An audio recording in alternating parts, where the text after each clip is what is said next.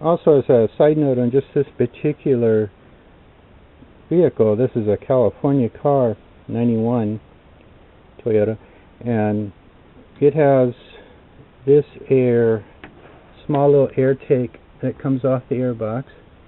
It goes over to this, what they call a resonator, and then under the it's kind of dark in there, but under the injection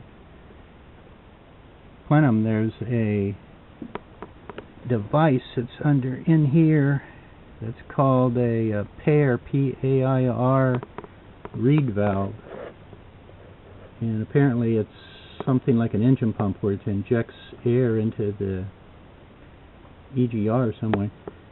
But so I'm going to try. I've ordered a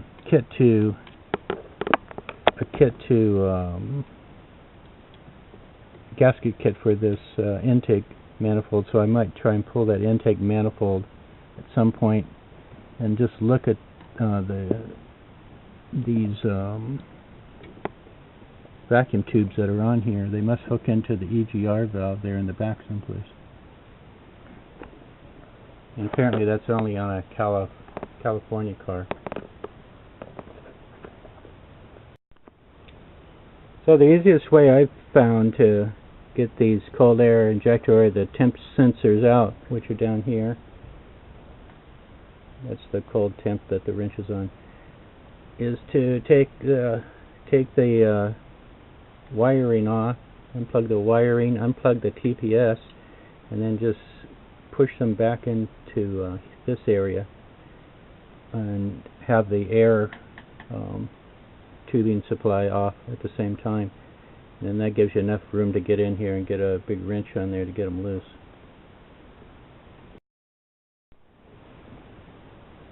And then once you get it loose, before you take it out, put a rag down below over the ground wiring and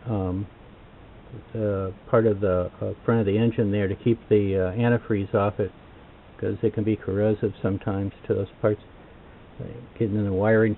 And then when you take this off, a little bit of water is going to come out, so it's good if you have, what I found works good is if you have like an old glove, used glove, just stick it, you can just jam it right in the hole there, and the rubber from the glove will seal it up enough to keep it from leaking.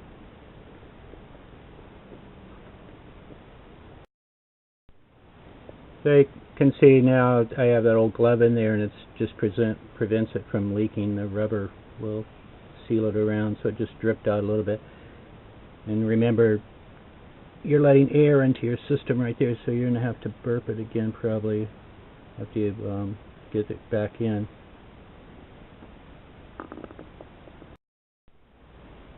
This is my old my valve that I took out. I had it out once before, so it's fairly clean, but I'm going to take it in and do another ohm temperature test on it and make sure that it's bad. It tested bad before, and I want to make sure before I spend.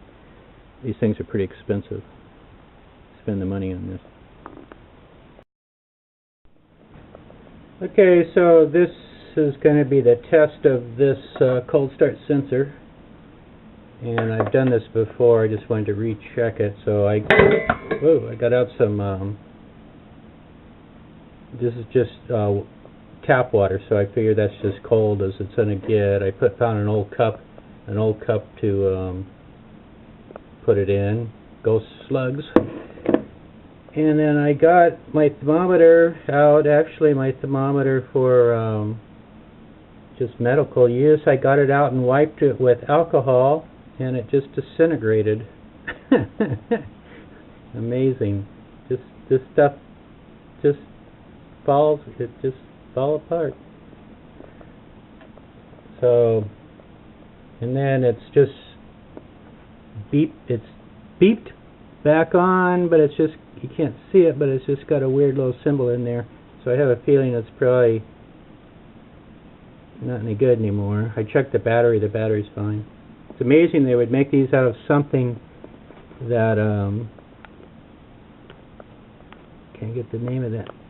It's amazing they would make these out of something that would just disintegrate in alcohol, since alcohol is pretty closely associated with being ill probably and health and stuff. Anywho, I'm gonna see if I can find another way to test it. I kind of like to see what this temperature is of this tap water before I start this. So I might look for another thermometer before I actually start this.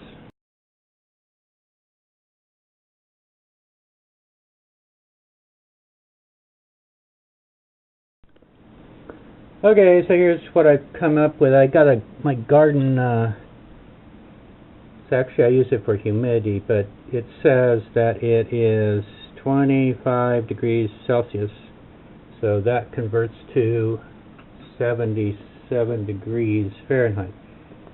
Okay, so at 77 degrees Fahrenheit, this thing is reading 82.6 in the ohm setting on my crummy little meter.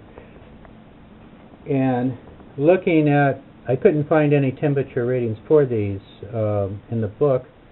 I did find it for the other sensor, the regular temperature sensor, but there's a guy on YouTube that tests them, and his seems to go from like 2300 or something down to 40 when he tests it. So mine's not even starting anywhere near there, so I'm going to start it anyway at 82.6, and I got some boiling water over here, so I'm going to pour a little bit in here and see if it changes. The last time I did this, it didn't change at all. Let me see if I can grab this water.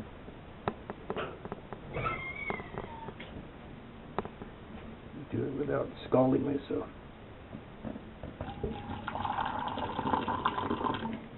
Okay, so water that's boiling is like 215 degrees, so that should change this meter, I think.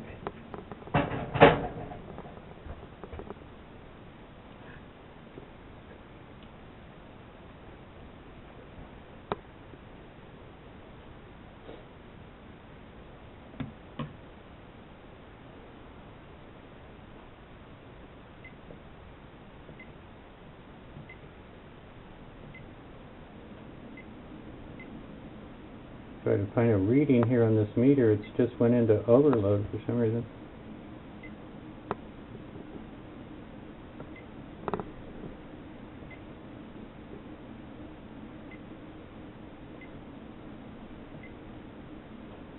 Maybe I hit the wires. I might turn it off and then turn it back on here.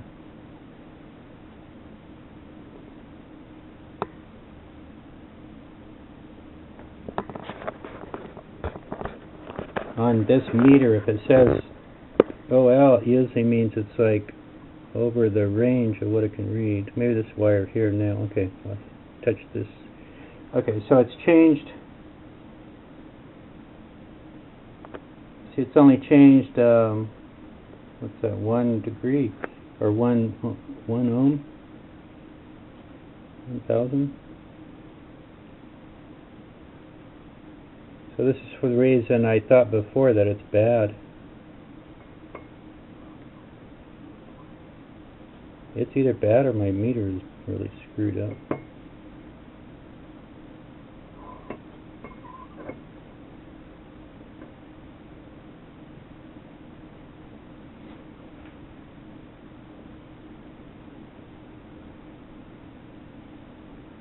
But basically it didn't really do anything. Let me try some other ranges here and see if it alters the reading. It should just be adding decimal points tenths to it, I would think.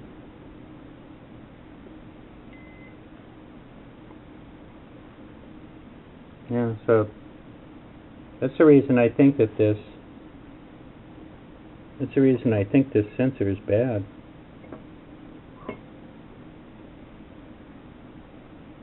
And we'll probably replace it. The only other thing could be bad is my meter could be bad, but it seems to work when I'm testing other things. Okay, that's that. Okay, I got curious if my meter was reading accurately, so I went and got a resistor, and this is a new resistor, 10 ohm resistor, and that's what it's showing on the meter is 10 ohms. So I think the meter's okay. I think just this cold start switch is not okay. Alright. So I'm going to go ahead and just put this one back in the car and then order another one. So this is basically just going to be a water plug for now. Remember, when you put these in and out, to always make sure you have the washer on it, the copper washer. Don't lose that. Okay. One other thing too, before you put this back in, just make sure there's a number on here.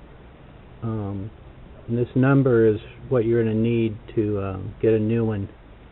They vary from, I've seen them vary on different cars. So just write the number down. It's right on the side of the, stamped right on the side of the sender. Okay.